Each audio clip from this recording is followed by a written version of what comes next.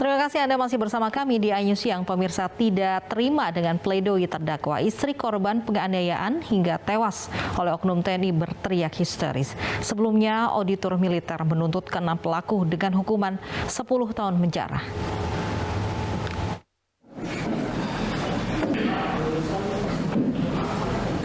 Kasus 6 anggota TNI Angkatan Laut yang diduga melakukan aksi penganiayaan pada seorang warga berinisial FM hingga tewas di Purwakarta, Jawa Barat terus bergulir di Pengadilan Militer Kota Bandung. Saat ini, sidang di tahap pembacaan pledoi usai auditor militer menuntut ke-6 terdakwa hukuman 10 tahun penjara.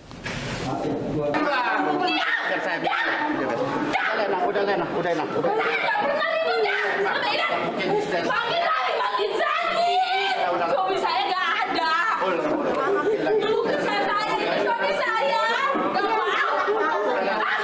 Usai pembacaan pledoi 6 terdakwa yang dibacakan oleh kuasa hukum, istri korban pun histeris. Hal ini karena dalam pledoi para terdakwa meminta keringanan hukum. Sebelum persidangan dimulai, aksi protes juga digelar di depan gedung Pengadilan Militer Kota Bandung. Keluarga korban dan warga yang tergabung dalam Horas Bangsa Batak ini menilai tuntutan yang dikenakan kepada para terdakwa tidak adil. Mereka mungkin merasa kecewa atau prihatin dengan tuntutan itu yang hanya 10 tahun. Sementara dakwaan primer auditor adalah di 340 junto 338. Notabene 340 maksimal hukuman mati, minimal seumur hidup. Setiap warga negara boleh menyampaikan aspirasi ya, itu boleh diperkenankan dalam undang-undang juga boleh. Tapi ini kan proses hukum sedang berjalan. Proses hukum sedang berjalan itu tidak boleh ada intervensi dari pihak manapun. Jadi biarkan ini berjalan sebagaimana mestinya. Ke-6 oknum TNI ini terlibat dalam kasus penganiayaan terhadap 2 warga di Purwakarta pada 29 Mei 2021 lalu. Motif penganiayaan karena salah satu pelaku berniat membantu calon mertuanya yang kehilangan mobil yang diduga dicuri oleh kedua korban. Para pelaku kemudian menganiaya kedua korban hingga salah satu korban tewas. Dari Bandung, Jawa Barat, Diki Wismara, iNews melaporkan. Pemirsa, akses jalan keluar masuk rumah ditutup tembok tetangga. Satu keluarga di Surabaya terancam terisolir. Wakil Wali Kota Surabaya mengancam membongkar tembok apabila tidak ada titik temu dalam penyelesaian masalah tersebut.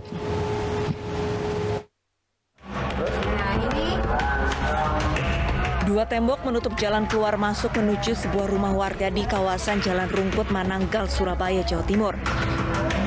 Satu tembok setinggi 3 meter telah menutup akses jalan depan rumah, sedangkan bangunan tembok lain yang masih dalam proses pembangunan. Ternyata bangunnya ditutup seperti ini, tidak ada jalan sama sekali. Terus yang sebelah sini bertanya ke saya, kok ini ditutup? Kok saya diam saja? Setelah itu mereka bilang, kalau saya tidak mau memperjuangkan yang sini, sebelah sini mau ditutup juga. Tembok ini baru dibangun beberapa hari lalu oleh 2 tetangganya dengan alasan untuk mendirikan kamar. Mau dibangun apa ini Bu rencana? Kamar Karena ini loh. Gitu ya. Ini barangnya kakak saya itu sudah disuruh kosongkan kan rumahnya sana. Akhirnya sini kakak saya barangnya sudah dibawa ke sini semua. Butuh tempat kakak saya. Permasalahan ini pun mendapatkan perhatian dari Wakil Wali Kota Surabaya. Kalau tetap Palo tentunya sesuai dengan ini, sesuai dengan perjanjian ini, saya kira Lurah Camat akan bisa menyelesaikan. Nah, itu sudah cukup kuat ya? Cukup kuat. Kalau enggak dibongkar paksa nanti. Sebelumnya, dalam perjanjian jual beli, jalan kecil di depan rumah bisa dilewati sehari-hari. Namun, tiba-tiba saja dibangun tembok di depan rumah. Dari Surabaya, Jawa Timur, Yuda Prawira, iNews melaporkan. Bagaimana mediasi antara kedua kubu warga mengenai penembokan jalan? Langsung kita tanyakan pada rekan kami, ada Oki Arisandi di lokasi.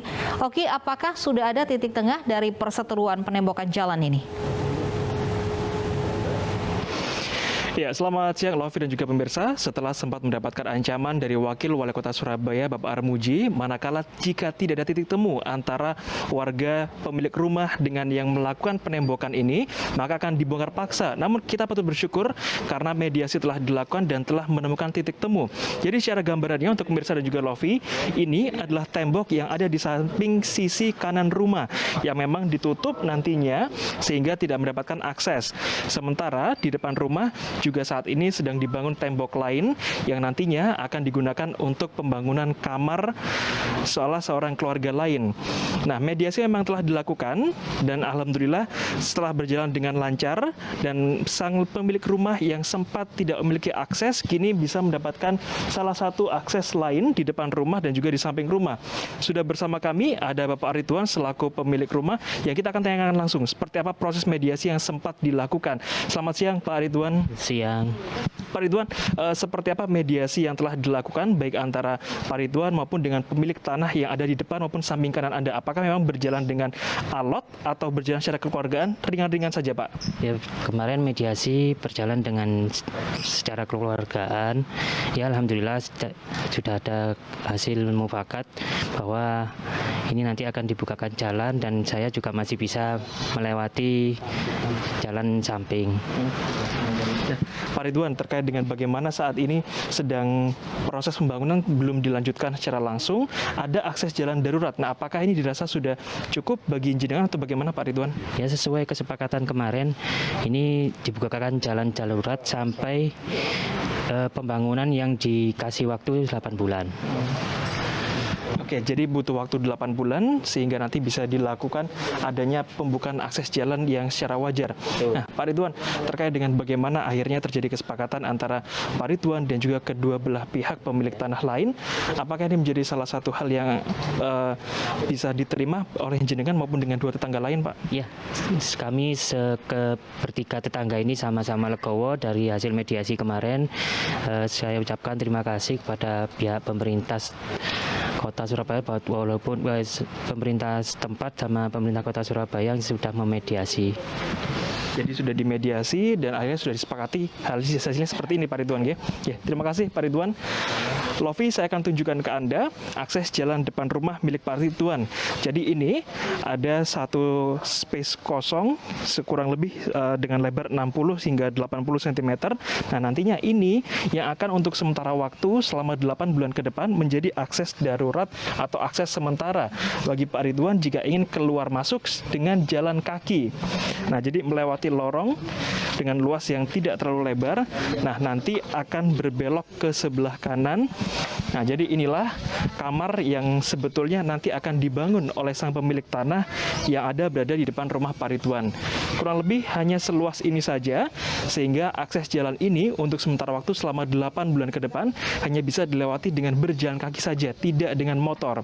Jika Pak Ridwan ingin keluar masuk menggunakan motor, maka beliau harus melewati sisi samping kanan rumah. Itu pun juga harus menuntun dengan ekstra hati-hati karena lebarnya tidak terlalu lebar. Lofi. Terima kasih Oki Arisani melaporkan langsung dari Surabaya, Jawa Timur. Peduli sesama di tengah pandemi COVID-19, MNC Peduli mendatangi salah satu desa terpencil di Kabupaten Bogor, Jawa Barat untuk menyalurkan sembako. Paket sembako ini diharapkan dapat membantu kebutuhan warga setempat.